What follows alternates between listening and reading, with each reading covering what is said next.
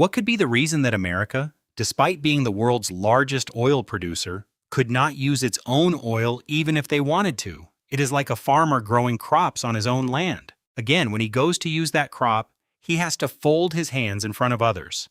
We live in a world where the reality is always different. Similarly, millions of containers go to the United States every year from China. But why does America throw them in a heap of dirt? And in the middle of all this, how does Iran smuggle Boeing 777 aircraft in front of the whole world? Let's know this in today's episode. Millions of ships are running on the sea, routes of the world, and 90% of the economy of our civilization is on the shoulders of those ships.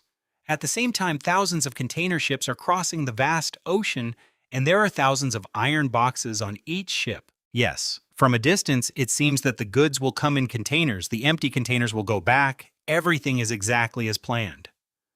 But in reality, there is such a discrepancy hidden in this flow that your eyes will rise when you hear it. China has become the factory of the world in the last few decades.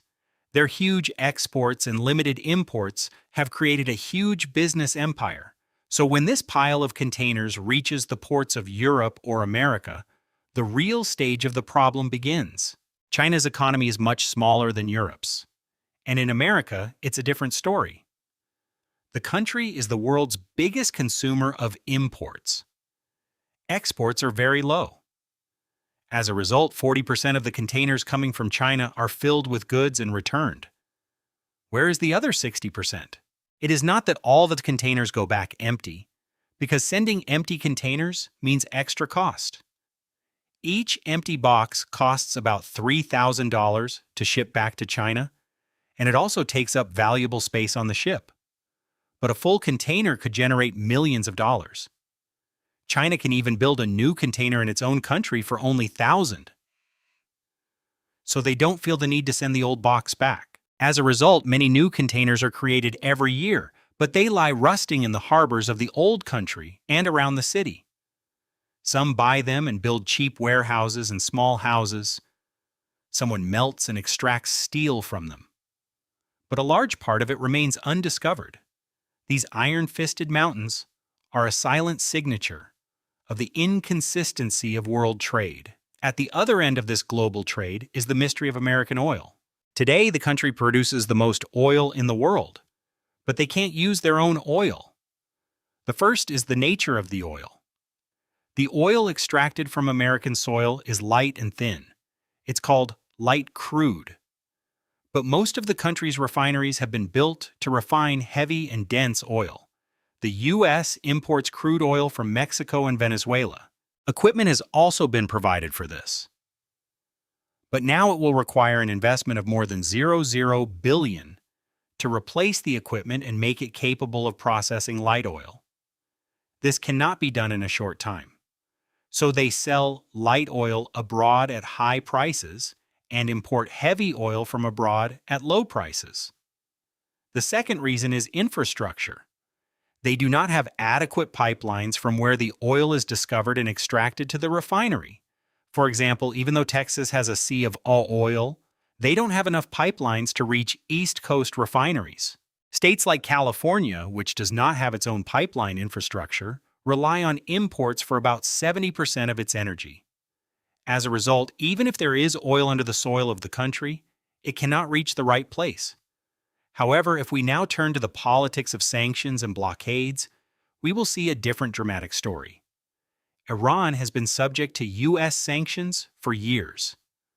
They can't buy or sell anything from America or their allies. However, a number of American Boeing and European Airbus aircraft are being used by Iran's private airline Great Air. But how is that possible? The rest of the story is like a horror movie. In 2024 to 25, 5 Boeing 777 suddenly came into the hands of Iran. The aircraft belonged to Singapore Airlines. For a long time, they were abandoned in the Australian desert. Iran could not buy them directly because the sanctions were too much to do. So first a US-based company bought them. Later they were sold on paper under the false names of 2 companies in Madagascar and Cambodia. In fact, these institutions did not exist. All this was just to avoid the ban. After that, when these planes came under the name of Madagascar, they went out of the control of the U.S. authorities. The planes then filed pilots on the pretext of going for maintenance and started their journey towards Kenya. But as soon as they entered the airspace of Afghanistan, they turned off the transponder and disappeared from the radar. They then flew to different airports in Iran. By the time the rest of the world realized this, they had been absorbed into Iran's great air fleet. The U.S. has nothing to do with the law, because there is no name of Iran in these transaction documents. Everything was done by a third party. These events remind us how uncertain the global economy really is.